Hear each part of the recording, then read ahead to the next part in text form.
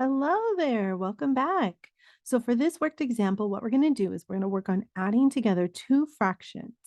So whenever we are adding together fractions, we have to make sure that the denominators or the bottom numbers are the same. In this case, 5/8 plus 6/8, they both are the same. So that means we can go ahead and add them. So what we want to do is we want to keep the denominator the same because when you're adding together two fractions like this, the size of the pieces does not change. So that means you're going to keep the denominator of 8. You're not going to add those together. You're just going to keep it as 8. But what you are going to add together is you're going to add together the numerators.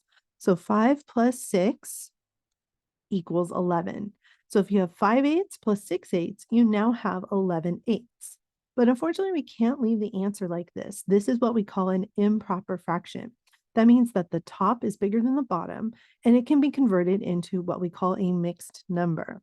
A mixed number is a combination of a whole number and then a fraction right next to it, kind of like 1 and 1/2, like this 1 and 1/2, or 2 and 3/4. These are mixed numbers. They represent whole numbers and another fractional part. So since 11 over 8 is an improper fraction, that means we can turn it into a mixed number. So here's how we can turn any improper fraction to a mixed number. What you can do is you can take the numerator and put it inside a division bracket. Then you can take the denominator and put it outside a division bracket like this. Now we're actually going to divide the numbers. So 8 does not fit into 1, so I could put a 0 there. 0 times 8 is 0. When I subtract that, I would get 1 left over.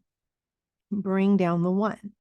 Now my next step is to figure out how many times 8 will go into 11. That would be 1 time.